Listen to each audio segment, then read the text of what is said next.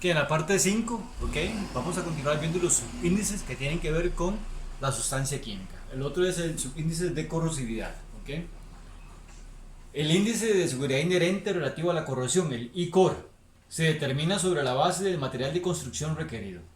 ¿Okay? Si un material, por ejemplo, si un material de construcción de tipo acero carbono es suficiente para contener el material químico, a ese se le asigna un valor de 4. Para el caso de que necesite material de acero inoxidable, el valor es de 1. ¿Ok? En el caso de necesitar otro material con mayor resistencia, el valor es de 2. ¿Ok? Entonces, obviamente, entre mayor sea la necesidad por contener la sustancia química, necesito un material de mayor resistencia a la corrosión, quiere decir que el riesgo de esa sustancia es mayor. Entonces, para determinar el índice de corrosividad lo hago en función al tipo de material que se utiliza o que yo requiero para contener mi sustancia química, ¿ok? Entonces, hasta ahí vimos propiedades que tienen que ver con el índice relativo al producto químico. Ahora vamos a ver los índices que tienen que ver con la seguridad inherente al proceso. Todo lo que tiene que ver con el IPI. ¿Ok? Entonces, los subíndices tienen que ver con el inventario, con la temperatura y la presión, ¿ok? Con la seguridad del equipo, ¿ok? Y con la estructura del proceso seguro. ¿Ok? Cuando hablamos de ISBL, ¿ok? ISBL por sus siglas en inglés significa Inside Battery Limit Area, es decir, el área dentro de la planta de producción, ¿ok? La batería dentro de la planta de producción. Cuando hablamos de OSBL hablamos de Outside Battery Limit Area, entonces todo lo que está fuera de la planta, ¿ok? Entonces, ¿cómo determinamos el valor del inventario? ¿Cómo determinamos el valor del inventario? Bueno, muy fácil, ¿ok? Eh, en función a la cantidad de inventario que hay, ¿ok? En función a la cantidad de inventario que hay tanto en el área dentro de la planta, ¿ok? El área dentro de la planta como el área fuera de la planta.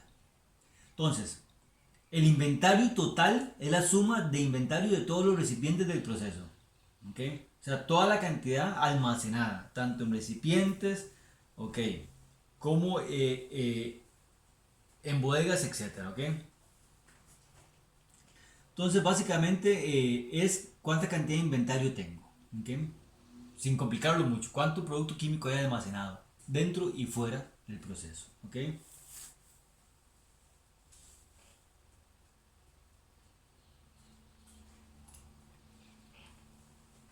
Ok, tenemos la temperatura, que ya hablamos mucho sobre el tema de la temperatura, ¿ok?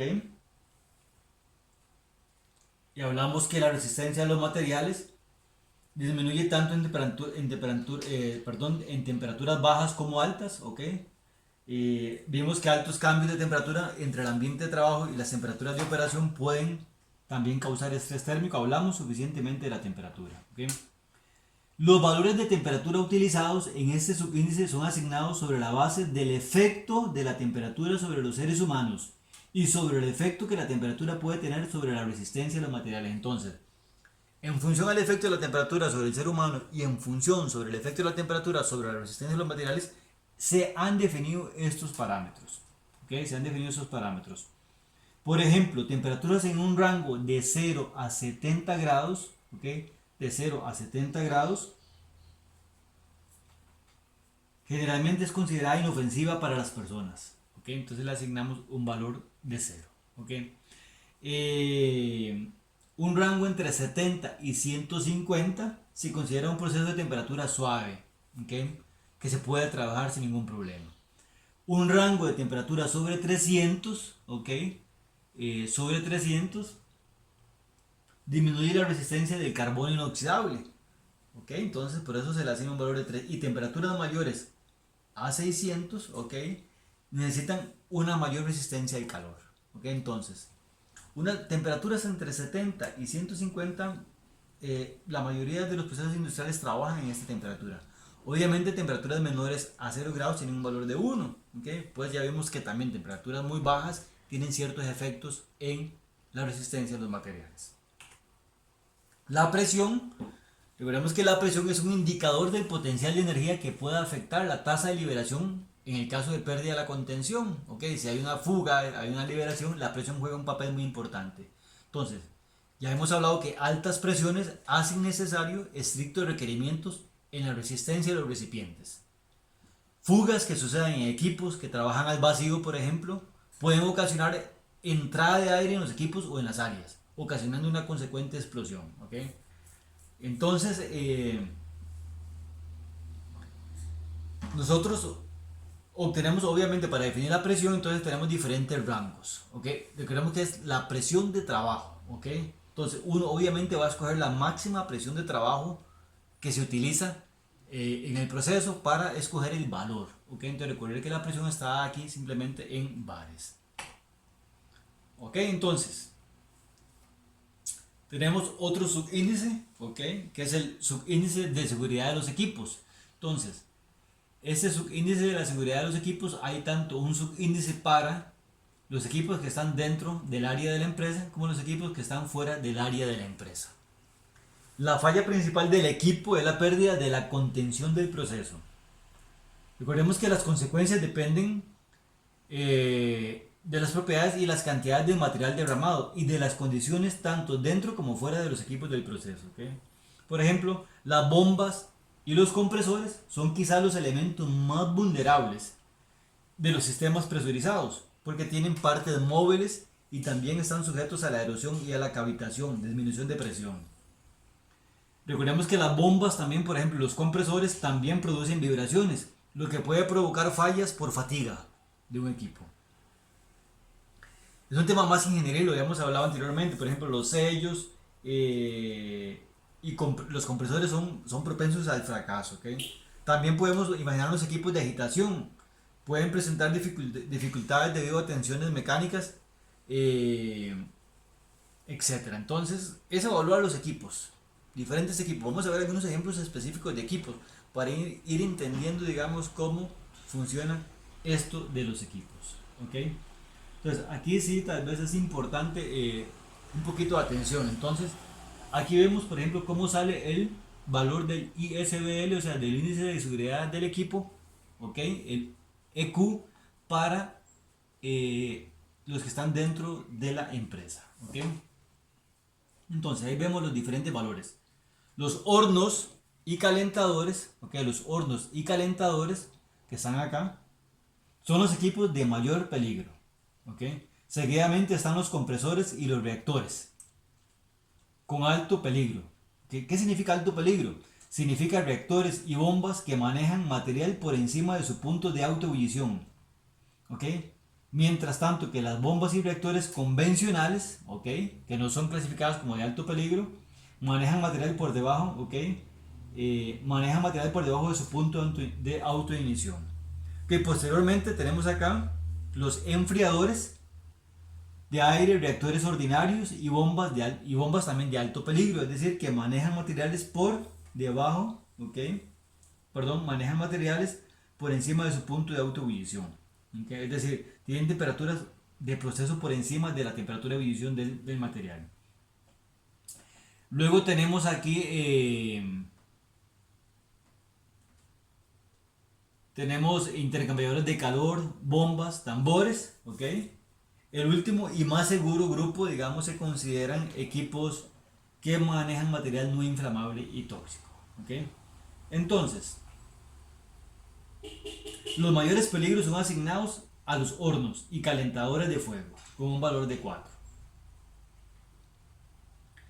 Esto debido a que los calentadores de fuego son la fuente de ignición más común para cualquier fuga. Vamos a ver una foto ahorita de un calentador de fuego que nos puede explicar un poco de qué se trata. ¿Ok?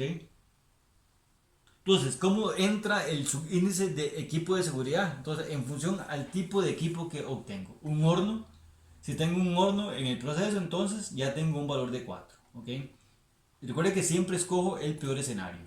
¿Ok? Entonces, esto por ejemplo es un calentador de fuego, muy utilizado en el tema de procesos. El tema de procesos en petróleo.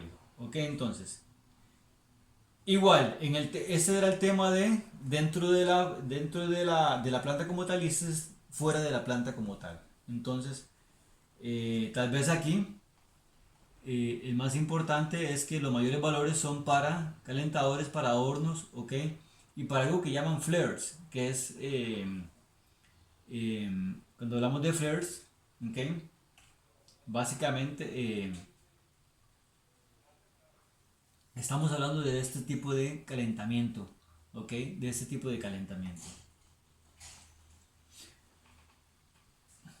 ¿ok? Entonces, si hablamos de flares, tal vez para tenerlo claro, son los quemadores de llama a la salida de industria de petróleo, ¿ok? Básicamente, cuando hablamos de un calentador de llama fuera o utilizado en la industria del petróleo, hablamos de ese tipo de compuestos flares, ¿ok?